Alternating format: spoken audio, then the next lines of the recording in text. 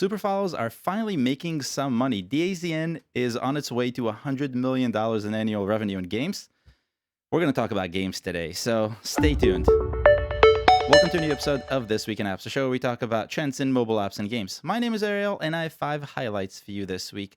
And let's jump right into it and talk about Twitter. A few months ago, Twitter launched Super Follows, and if you remember, that's a way for users to subscribe to exclusive content from creators. So, exclusive tweets, basically, tweets behind a paywall. I thought it was kind of a weird idea because we're used to Twitter being Twitter for all these years, but it's kind of a necessary step in its evolution if it wants to retain creators. It's not even about the bottom line, it's really all about creators. And the initial launch wasn't really that exciting. They made $11,000 according to our estimates in September.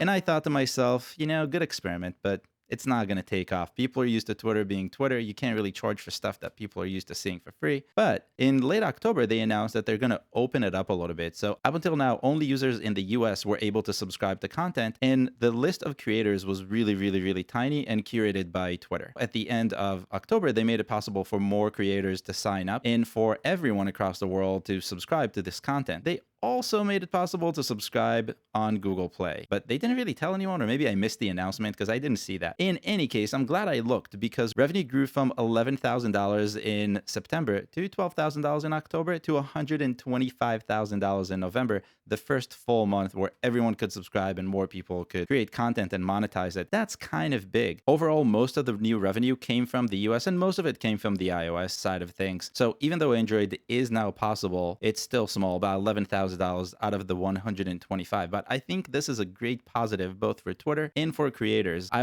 am going to keep my eye on this because this is a very interesting trend and we'll see how it impacts pretty much every other social media platform out there. Next up, we just released our monthly report of the most downloaded games in the world, and things are a little bit different. The total downloads for the top 10 games in the world actually shrunk by 19% month over month. Familiar names like Subway Surfers and Roblox were doing pretty much the same as October, but what we're missing are those hyper casuals that normally buy their way all the way up to the top, and we didn't see that in November. I suspect this is a direct result of Apple's app tracking transparency just making it so much harder to target and making all those campaigns no longer be effective, and the return on investment is probably minimal at this point. That's just something we're going to have to learn to live with. Now, revenue was pretty similar to that of October, and while that may seem like a negative, I think it's a positive considering the massive drop in downloads. I'm going to link the full report in the description, so if you want to read it, see my full analysis on this, check it out. Next up, more games. I don't normally analyze paid apps or games because there's not much to talk about. But I looked this week because sitting at the top of the most downloaded paid apps list in the US is Minecraft. And I wanted to see how it's doing in comparison to Roblox, which I just talked about. You can probably guess the answer, so I'll skip the actual answer, but I did see an interesting trend. Since 2017, Minecraft's net revenue doubled. It rose from about 44 million in 2017 to nearly 90 million in 2021. And I estimated a little bit because 2021 is not done, but that's what the numbers are saying. That's not a small amount, but here's the thing. It's the #1 most downloaded paid app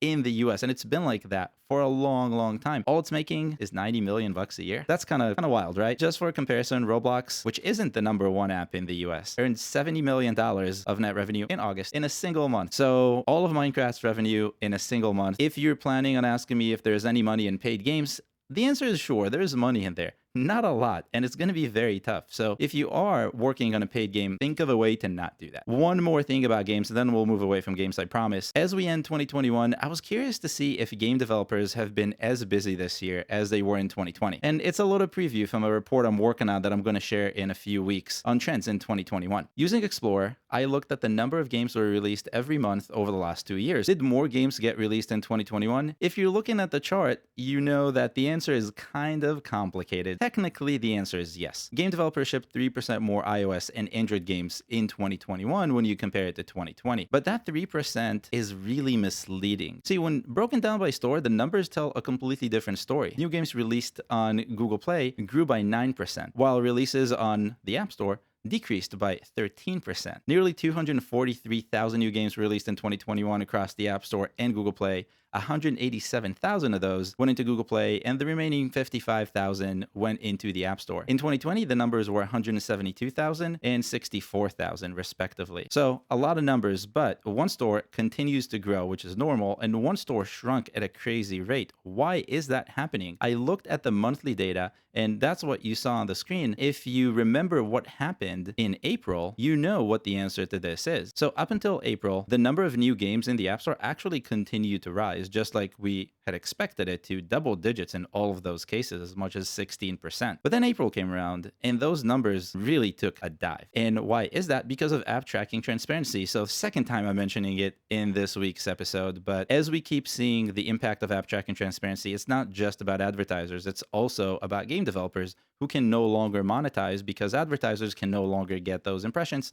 and everyone is suffering. That's something we're going to have to keep in mind. Now, back to apps. One trend I covered more than once in the newsletter this year was how sports is going the app route. ESPN made that very clear, but there's another app that popped into our highest earning list that's worth mentioning, and that's DAZN, which I think is how you say that. If you say that some other way, please leave me a comment and let me know so I don't continue to make this mistake. When I saw Apple chose DAZN as the Apple TV app of the year, I wanted to take a closer look and see how it's fared this lockdown season. And the short answer is way better than Minecraft, even though the charts look a little bit similar. Since turning on in-app payments in 2017, net revenue has seen steady growth, quarter after quarter. DAZN ended 2020 with $69 million in net revenue, and we project 2021 to earn the sports streamer nearly $100 million. That's a good milestone to hit. But if you're curious, what is DAZN? Because I was before I started seeing these numbers. It's a sports streaming app where you can mostly catch boxing matches. It actually launched in Australia and Japan back in 2016, and it slowly made its way west, only getting to the US in 2018, which is usually the opposite direction of what we're seeing. But because of this, Japan is actually still one of DAZN's biggest countries by revenue. And that's all I have for you this week. If you have any questions about what I've been talking about or about apps in general, drop it in the comments and I will do my best to respond to it.